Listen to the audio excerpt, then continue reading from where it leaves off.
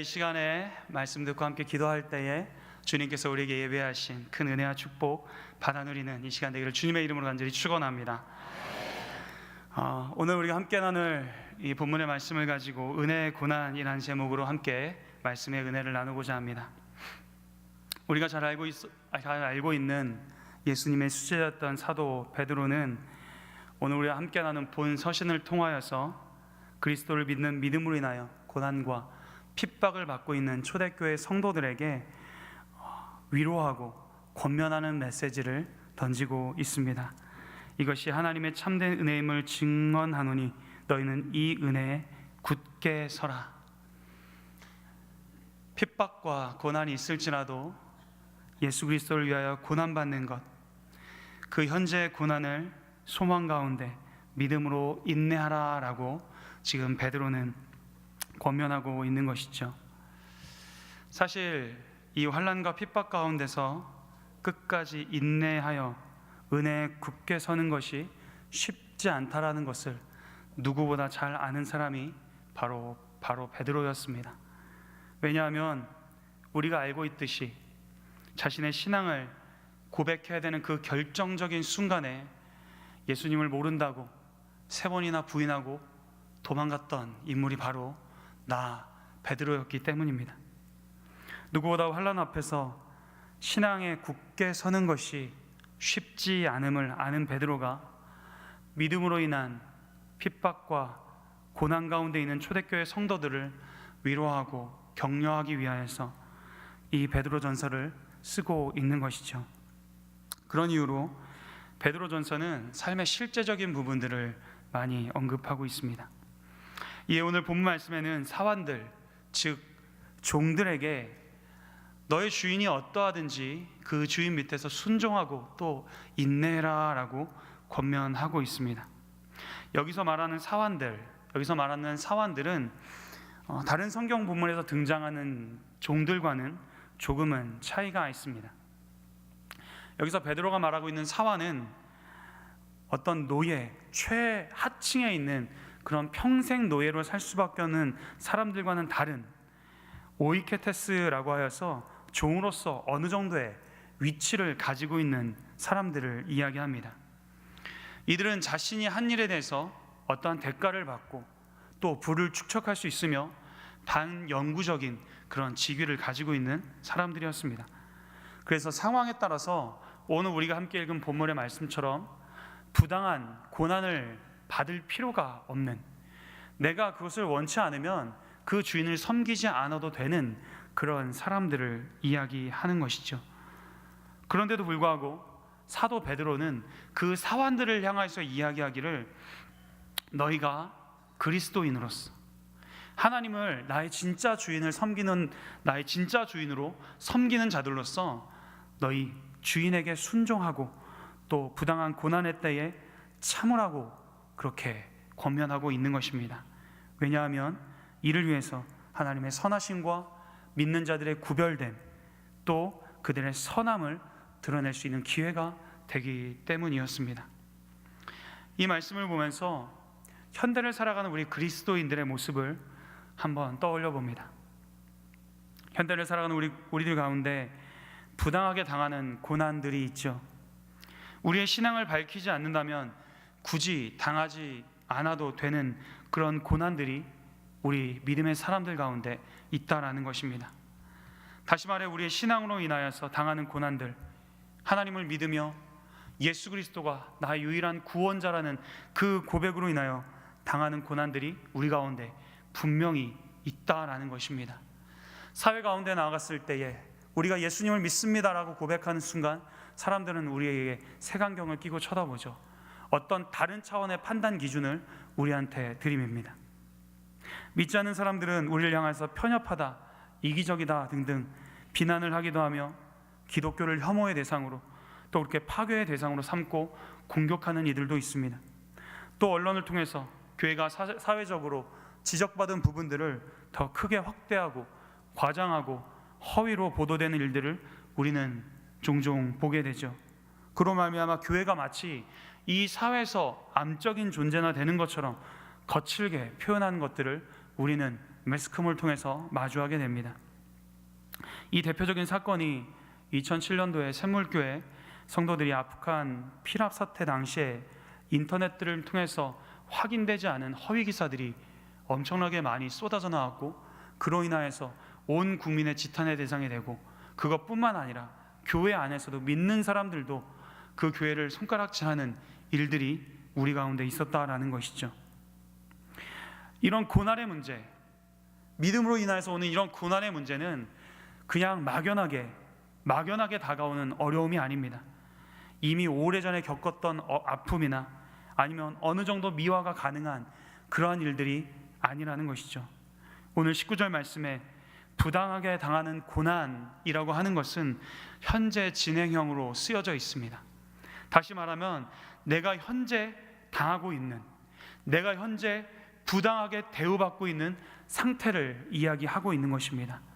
바로 부당한 고난은 우리 교회, 지금 우리 성도들의 현실의 문제라는 것이죠. 오늘 사도 베드로는 이런 부당한 고난 가운데서 인내하고 순종하라고 권면하고 있는 것입니다. 18절 말씀에 선하고 관용하는 자들에게 뿐만 아니라 까다로운 자들에게도 그렇게 하라라고 이야기하죠. 여기서 까다로운 자들이라는 것은 원어적으로 해석하면 마음이 비틀어진 자를 이야기합니다. 선한 방향으로 나의 마음을 쏟는 것이 아니라 고의적으로 악한 마음을 품고 있는 자들에게 이야기하는 것이죠. 고의적으로 악한 마음을 품고 종들에 대해서 악하게 행동하며 믿는 자들에게 있어서 차별하고 부당하게 고난을 주는 그런 사람들에게까지 순종하라, 또 인내하라 라고 지금 말하고 있는 것입니다. 마치 현대의 마음이 비틀어져서 교회에 대하여 생각을 끼고 보는 그런 사람들의 비난과 핍박에 대하여서도 숨거나 피하지 말고 그 고난을 기꺼이 받고 인내하라 라고 지금 바울은 말하고 있는 것입니다. 그런데 오늘 우리가 이 말씀을 대하기에 앞서서 먼저 점검해야 될 부분이 하나 있습니다. 그것이 무엇이냐면 바로 이 고난의 문제에 있어서 이것이 우리의 죄 때문인지 아니면 베드로가 언급한 것처럼 선을 행함으로 말미암아 받는 고난인지 우리 스스로 점검하고 분명히 인식해야 한다라는 것입니다. 베드로는 우리의 죄로 인한 고난을 당하는 것은 당연한 것이고 칭찬받는 것이 없다, 유익하지 않다라고 이야기하고 있죠. 오늘 우리가 나누는 이 고난의 문제는 우리의 믿음과 신앙, 또 선을 행함으로 인하여 당하는, 우리가 예수 그리스도를 믿음으로 말미암아 당하는 고난에 대해서 이야기하고 있는 것입니다. 우리가 이 질문을 우리 스스로에게 던지는 것을 마쳤다면 이제 부당하게 당하는 이 고난을 이겨내는 방법들을 우리가 이 시간에 말씀을 통해 함께 나눠보고자 합니다. 먼저 오늘 본문의 말씀 19절의 말씀 우리가 함께 읽어보도록 하겠습니다. 오늘 본문 말씀 19절의 말씀 같이 읽습니다. 부당하게 고난을 받아도 이는 아름다우나. 아멘. 지금 베드로는 부당하게 당하는 고난을 이겨내는 방법을 참는다, 인내한다라는 것으로 이야기합니다. 그런데 부당하게 고난을 당할 때 무작정 참아내느냐, 그것이 아니라 앞에 뭐라고 이야기하죠? 하나님을 생각함으로 그 슬픔과 아픔을 참아내라 라고 이렇게 권면하고 있습니다. 그렇다면 하나님을 생각하는 것이 무엇일까요? 하나님을 생각한다. 그래서 우리가 기도할 때 주여라고 부르짖으며 하나님을 생각하는 것인가요? 여기서 베드로가 말하는 하나님을 생각한다라고 하는 것은 하나님께서 모든 것을 알고 계시고 또 그분께서 내가 고통받는 그 현장 가운데 임재해 계시다라는 사실을 믿고 인식하는 것을 이야기합니다.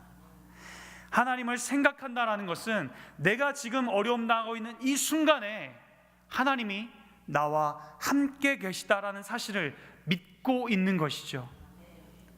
사랑하는 성도 여러분, 기억하십시오.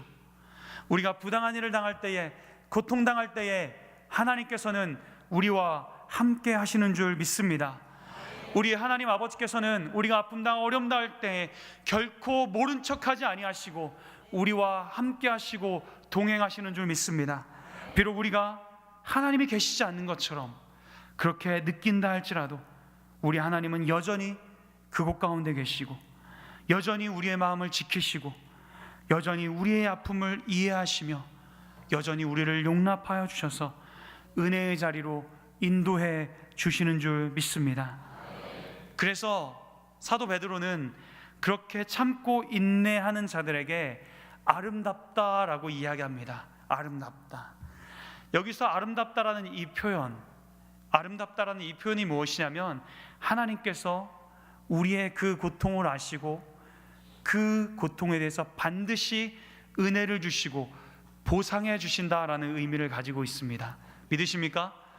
우리가 고통당할 때에 우리를 모른 척하지 아니하시고 우리 가운데 함께 계시며 우리의 고통을 아시고 언젠가는 우리의 아픔과 우리의 눈물과 우리의 무너지는 그 마음을 주님께서 감싸 안아주시고 또 보상해 주시고 은혜를 우리 가운데 충만하게 부어주시는 그 사랑의 하나님을 바라볼 수 있는 저와 여러분들 되시기를 주님의 이름으로 간절히 축원합니다. 그렇게 하나님을 생각함으로 승리하는 저와 여러분들 되기를 간절히 원합니다. 아멘. 그런데 이어서 사도 베드로는 다소 부담스러운 이야기를 우리에게 던집니다. 바로 21절 상반절의 말씀인데요. 이를 위하여 너희가 부르심을 받았으니, 이를 위하여 너희가 부르심을 받았다라고 이야기합니다. 우리를 부르신 이유가 예수 그리스도를 믿음으로 말미암아 부당한 고난과 아픔을 당하게 하기 위하여서 우리를 불렀다라고 하는 것입니다. 우리를 고난의 자리로 하나님께서 부르셨다라는 것이죠.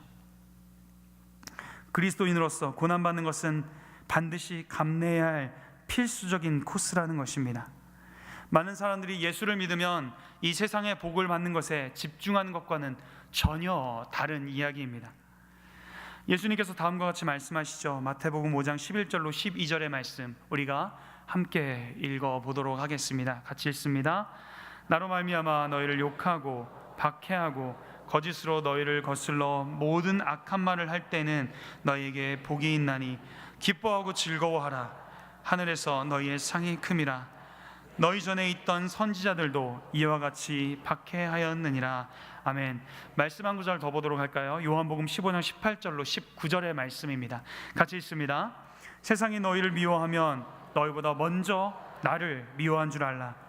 너희가 세상에 속하였으면 세상이 자기의 것을 사랑할 것이나 너희는 세상에 속한 자가 아니요 도리어 내가 너희를 세상에서 택하였기 때문에 세상이 너희를 미워하느니라.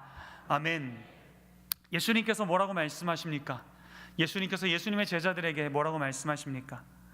너희가 세상에게 미움받는 것이 이상한 일이 아니다. 세상이 나를 미워하는 것처럼 너희를 미워하는 것, 그것이 당연한 것이다. 왜냐하면 너희가 세상에 속하여 있는 자가 아니기 때문이다. 너희가 세상에 속하여 있는 자가 아니라 내가 너희를 택정하여 너희를 불렀고 내가 너희를 나의 제자로 삼아 나의 백성으로 삼았고 너희가 내 소유이기에 세상이 너희를 사랑하는 것이 아니라 너희를 미워하는 것이고, 세상이 너희를 미워한다면 그것이 너희를 미워하는 것이 아니라 나를 미워하는 것인 것을 너희가 깨달아라 라고 그렇게 이야기하고 계시죠.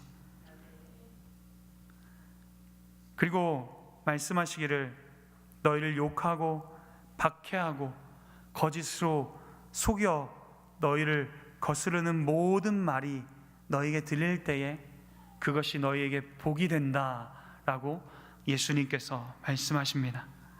그리고 믿음의 선진들도 이와 같이 박해를 받았다고 말이죠. 이때 베드로도 다음과 같이 권면합니다. 너희를 연달아라고 오는 부의시험을 이상한 일을 당하는 것 같이 여기지 말라. 왜 우리에게 불시험이 옵니까? 왜 우리에게 시험이 오죠? 우리가 세상에 속한 자가 아니라 하나님에 속한 자이기 때문입니다. 우리가 이 세상의 사람이 아니라 하늘의 사람이기 때문입니다. 우리가 이 세상의 권세 잡은 사단의 손아귀에 있는 자가 아니라 우리가 예수 그리스도의 십자가 그늘 아래 그 생명 안에 있는 자들이기 때문입니다. 믿으십니까? 믿으십니까? 우리가 믿음으로 인해서 고난받을 때에 그것을 기뻐할 수 있는 저와 여러분들 되기를 주님의 이름으로 간절히 축원합니다. 오늘 우리가 본문의 말씀을 함께 나누면서 기억해야 될 것은 우리를 부르실 때 단지 세상적인 복을 누리게 해주시기 위하여서 우리를 부르신 것이 아니라는 사실입니다. 우리가 예수 그리스도를 믿음으로 말미암아 이 땅 가운데서 아픔을 당하고 우리가 예수 그리스도의 길을 그렇게 따라가는 것, 그것이 주님이 우리를 부르신 이유인 줄 믿습니다. 그렇다고 이 땅에서 복을 받는 것이 신앙과 전혀 관계없는 것은 아닙니다. 신명기 말씀에도 여호와의 계명을 지키는 자들에게 이른 비와 늦은 비로 허락해 주시며 삶의 풍성함을 약속하셨기 때문이죠. 그러나 분명한 것은 하나님께서 필요에 따라 돕는 은혜로 우리에게 채우시지만 믿는 자들에게는 반드시 고난과 어려움이 있다는 것을 우리에게 이야기해 주고 있습니다. 이어서 베드로는 그 고난으로의 부르심에 대한 이유를 우리에게 다음과 같이 설명합니다. 본이 되신 그 예수님의 발자취를 따라가게 하기 위하여서라고 말이죠. 너희를 위하여 고난을 받으사 너희에게 복을 끼쳐 그 자취를 따라오게 하려 하셨느니라. 그렇다면 예수님께서 말씀을 통해 또 예수님의 삶을 통해서 우리에게 보여주신 본이 무엇입니까? 우리가 알고 있는 것처럼 예수님께서는 고난받으시고 십자가에 달려 돌아가셨습니다. 이제 곧 고난주간과 부활절이 우리 앞으로 다가오죠. 예수님은 고난을 당하셔야 할 뿐이 아닙니다. 왜냐하면 그분은 하나님의 아들이시고 죄가 없으신 완전하신 분이시기 때문입니다. 그럼에도 불구하고 우리가 말씀을 통해 보는 것처럼 예수님께서도 수없이 많은 고난을 당하셨습니다.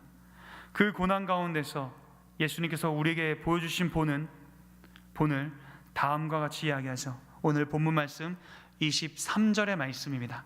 우리 같이 한 목소리로 읽도록 하겠습니다. 같이 읽습니다. 욕을 당하시되 맞다 욕하지 아니하시고 고난을 당하시되 위협하지 아니하시고 오직 공의로 심판하시는 이에게 부탁하시며. 아멘.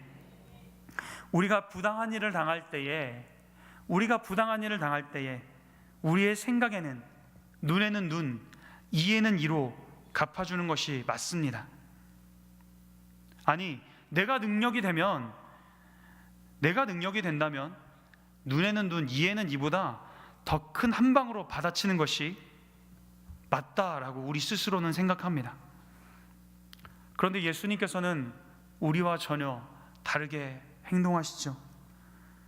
모든 상황을 공의로 심판하시는 하나님 아버지께 그의 삶을 내어 맡기십니다. 이것이 무슨 의미입니까?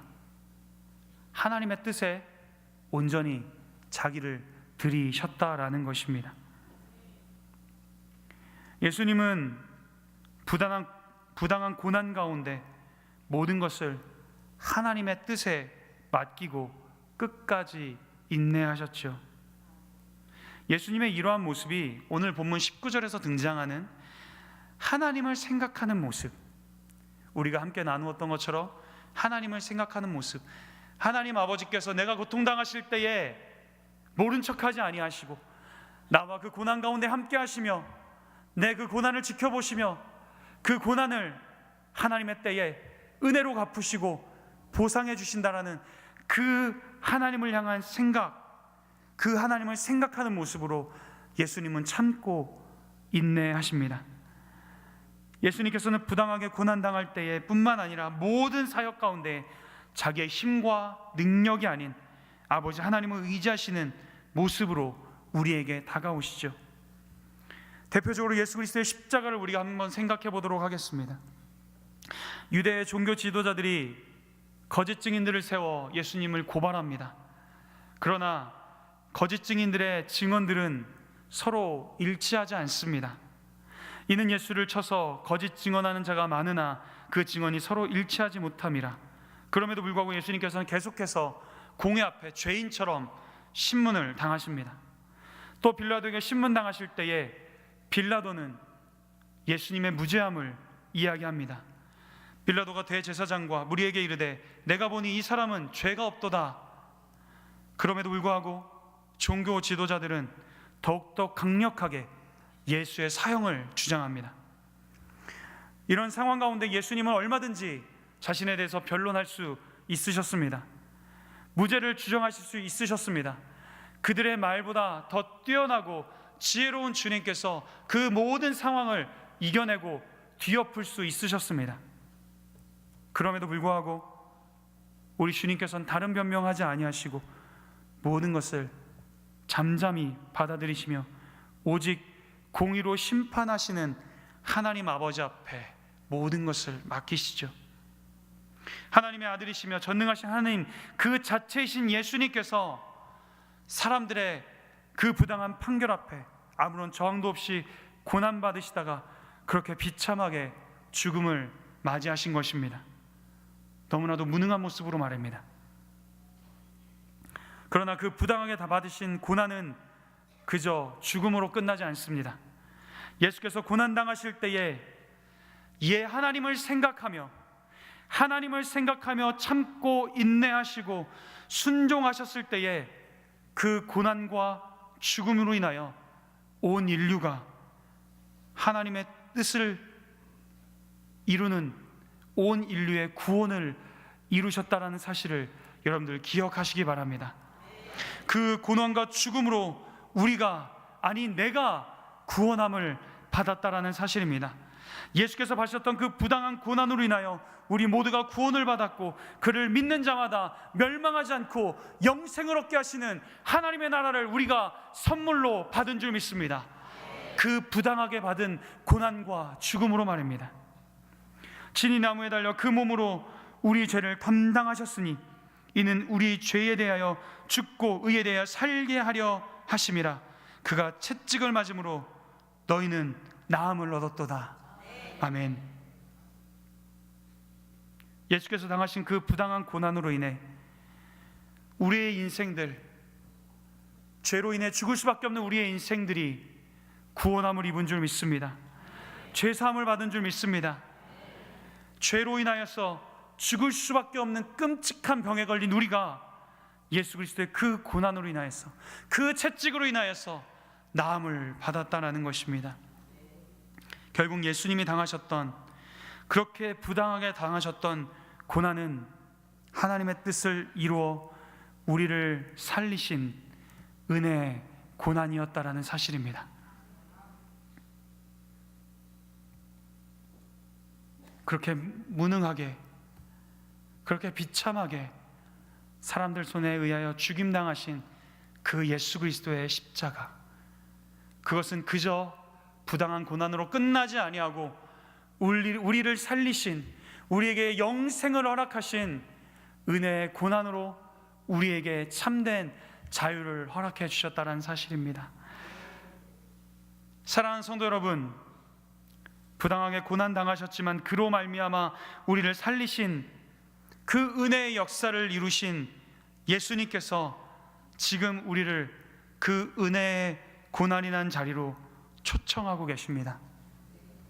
여러분들은 어떻게 하시겠습니까? 예수님께서 우리를 그 고난의 자리, 은혜의 고난의 자리, 하나님의 뜻을 이루어가는 그 자리로 우리를 초청하실 때에 예수님, 당신께서 나를 구원해 주시기 위해서 고난 당해 주신 것은 참 고맙지만 제가 고난 당하는 건 좀 아닌 것 같습니다 라고 한 발 뒤로 물러서시겠습니까? 아니면 주님께서 그 은혜의 고난의 자리로 우리를 초청하실 때에 아멘함으로 믿음의 전진을 이루시겠습니까? 우리의 의도와는 상관없이 우리의 믿음으로 인하여 부당한 어려움을 당할 때가 있죠. 우리가 예수 그리스도를 믿는다라는 이유 하나만으로 차별당하고 비난받을 때가 있죠. 그것이 무서워서 내가 그 받는 고난이 두려워서, 내가 받는 그 차별이 무서워서 내가 교회 다닌다라는 것을, 내가 성도라는 것을 알리지 않는 우리의 모습들이 있다라면 우리가 이 시간에 주님 앞에 온전히 고백하고 회개하며 내려놓을 수 있는 이 시간이 되기를 간절히 원합니다. 주님께서 우리를 위해서 당하셨던 것처럼, 주님께서 우리를 구원하시기 위하여서 그 은혜의 고난을 기꺼이 받으셨던 것처럼, 우리가 그 예수 그리스도의 본을 따라 그 고난의 자리에 함께 설 수 있는, 그 고난의 자리에 주님 나도 서기 원합니다 결단하는 저와 여러분들 되기를 간절히 소원합니다. 우리에게 당하는 그 고난, 우리가 예수 그리스도를 믿음으로 말미암아 받는 그 고난은 단순히 고난으로 끝나는 것이 아니라 그 이후에 어떠한 일들이 일어날지는 우리는 알 수 없지만 확실한 것은 하나님께서 그 고난을 통하여 분명히 이 땅 가운데 하나님의 나라를 이루어 가신다라는 사실입니다. 그 고난을 통하여, 우리의 고난을 통하여 하나님께서 이 땅 가운데 새로운 생명을 살리신다는 사실입니다. 예수 그리스도를 통하여 그렇게 우리를 살리셨던 하나님께서 지금 현대를 살아가는 우리를 그 고난의 자리로 부르고 계십니다. 사랑하는 성도 여러분,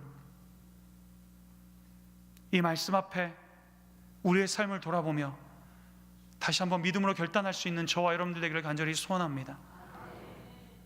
우리가 믿음으로 말미암아 고난당할 때에 우리의 목자 되시는 여호와 하나님은 광야 땅에 있던 이스라엘 백성을 인도하셨던 것처럼 우리의 인생길을, 광야와 같은 우리의 걸음을 하나님의 거룩한 곳으로 인도해 주실 것이고, 우리 인생의 감독이 되어 주셔서 하늘에서 우리의 삶의 모든 것을 면밀하게 살펴 우리를 지키시고 보호해 주실 줄 믿습니다.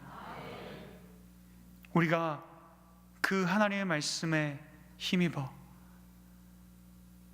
은혜의 고난의 자리, 그 자리에 함께 서서 이 땅 가운데 하나님의 나라를 함께 이루어가는 주님의 거룩한 백성으로, 그리스도의 강한 용사로 서는 저와 여러분들 되시기를 주님의 이름으로 간절히 축원합니다. 함께 찬양하시